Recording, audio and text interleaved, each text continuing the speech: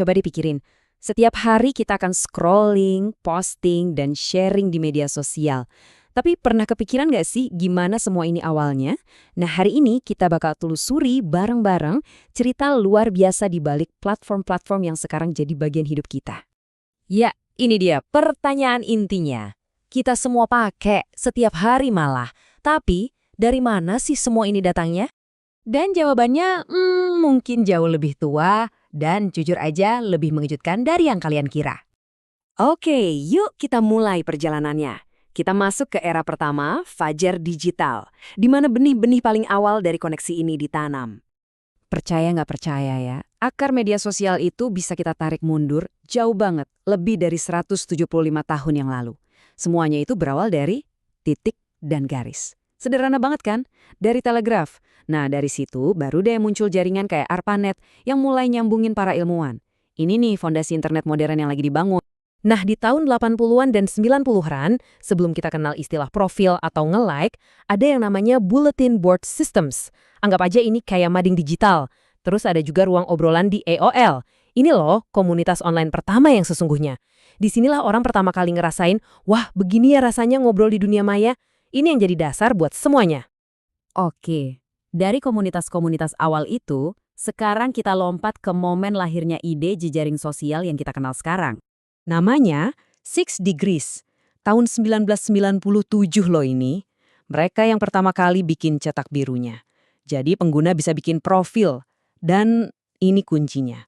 Nyambungin kontak dunia nyata mereka secara online. Ini pertama kalinya ada situs yang nanya langsung, teman-temanmu siapa aja sih? Masuk awal 2000-an, muncullah Friendster. Ini yang buktiin kalau konsep ini laku. Tapi MySpace lah yang bikin semua ini meledak. Tiba-tiba, profil online kamu itu bukan cuma daftar teman, tapi jadi kanvas pribadi. Kamu bisa pasang lagu favorit, ganti-ganti background, pokoknya semua tentang ekspresi diri. Dan puncaknya gila banget.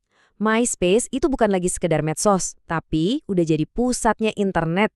Beneran, banyak band ditemukan di sana. Tren budaya lahir dari sana. Pokoknya semua mata tertuju ke MySpace waktu itu. Nah, dari puncak kejayaan MySpace ini, kita sampai di momen yang paling krusial. Momen di mana para raksasa yang kita kenal sekarang mulai naik ke panggung. Nah, lihat deh grafik ini. Ini menarik banget, karena ini adalah visualisasi momen yang sangat spesifik. April 2008. Saat itulah arusnya berbalik. MySpace mulai kesalip. Kenapa? Karena ada kekuatan baru yang datang dengan tampilan lebih bersih dan fokus ke koneksi dunia nyata. Ya, Facebook. Kuncinya itu di fokus mereka ke identitas asli, identitas dunia nyata. Tampilannya juga lebih simpel. Inilah yang bikin mereka berhasil merebut ruang yang ditinggalkan MySpace. Facebook seolah-olah menjanjikan koneksi yang lebih otentik, lebih beneran. Dan di waktu yang hampir bersamaan, ada YouTube yang muncul dan boom, menciptakan kategori yang bener-bener baru. Sebuah platform sosial yang isinya video buatan pengguna. Siapapun bisa jadi broadcaster. Siapapun bisa punya channel sendiri. Lalu, datanglah Twitter. Ini merevolusi cara kita komunikasi dengan formatnya yang super pendek, cuma 140 karakter. Tiba-tiba, kita jadi punya akses ke denyut nadi dunia. Semua percakapan terjadi secara real time, detik itu juga. Dan, coba lihat angka-angka ini. Ini dia gambaran kita hari ini. Para raksasa ini, Facebook, YouTube, bukan cuma dominan lagi. Mereka punya miliaran pengguna aktif. Miliaran! Mereka benar-benar membentuk cara dunia berkomunikasi saat ini. Oke, pergeseran besar berikutnya itu bukan tentang situs web baru loh, tapi tentang sebuah perangkat baru yang mengubah segalanya, smartphone. Media sosial masuk ke saku kita. Poin pentingnya di sini adalah fokusnya langsung bergeser. Dari yang tadinya di depan desktop, sekarang ke kamera di tangan kita. Dari yang tadinya ngetik teks, sekarang jadi visual. Dari postingan yang permanen, jadi stories yang hilang dalam 24 jam. Media sosial jadi jauh lebih cepat, instan, dan nempel terus sama kehidupan kita sehari-hari. Dan ini melahirkan gelombang aplikasi baru. Ada Instagram yang fokusnya murni ke foto dari ponsel, terus Snapchat yang bikin heboh dengan foto yang bisa hilang dan konsep stories. Dan tentu saja, TikTok yang mempopulerkan video pendek yang dikendalikan oleh algoritma. Semua ini didesain sempurna untuk kamera di saku kita. Nah, perjalanan panjang ini membawa kita ke hari ini. Dan tentu saja, ini bikin kita jadi bertanya-tanya, setelah ini, apa lagi ya? Kalau kita lihat polanya, evolusinya jelas banget ya.